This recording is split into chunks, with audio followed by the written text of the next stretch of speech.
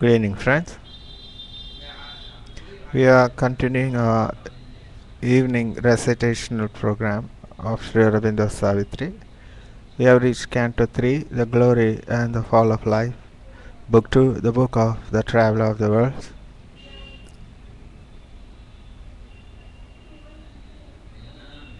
This world of bliss he saw and felt its call, but found no way to enter into its joy. Across the conscious gulf there was no bridge. A dark air encircled still his soul, tied to an image of unquiet life, in spite of yearning mind and longing sense, to a sad thought by grey experience formed, and a vision dimmed by care and sorrow and sleep. All this seemed only a bright, desirable dream, conceived in a longing distance by the heart of one who walks in the shadow of earth pain. Although he once had felt the eternal's clasp,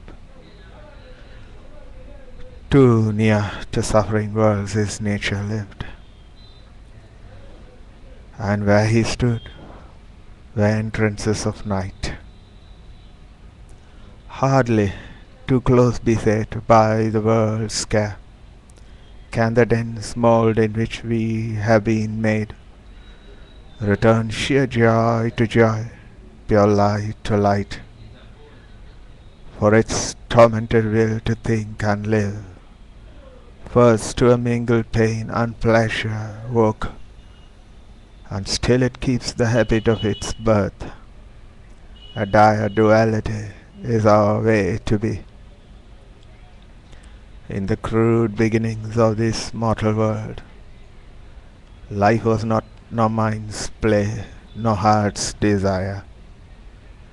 When earth was built in the unconscious void, and nothing was save a material scene, identified with sea and sky and stone, her young gods yearned for the release of souls, asleep in objects, vague, inanimate,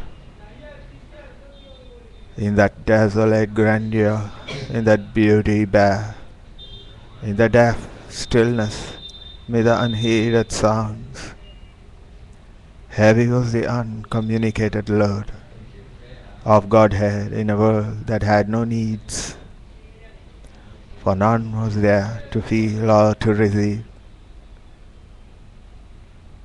This solid mass, which brooked no throb of sense, could not contain their vast creative urge, immersed no more in matter's harmony.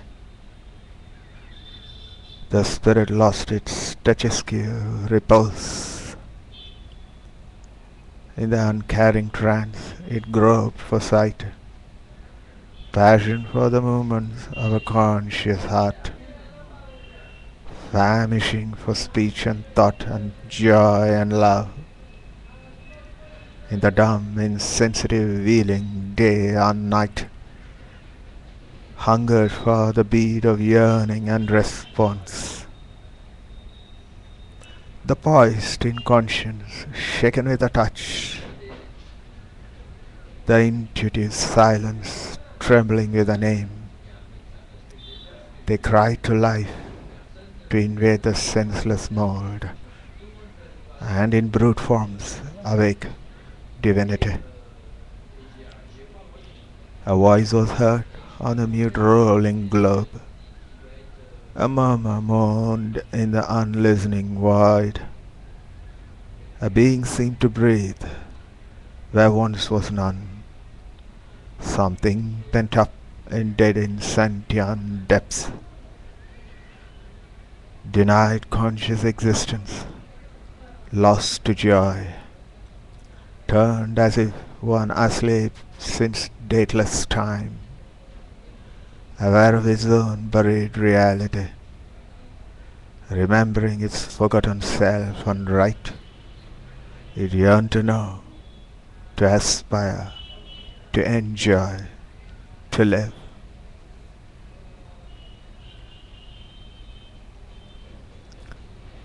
Thank you.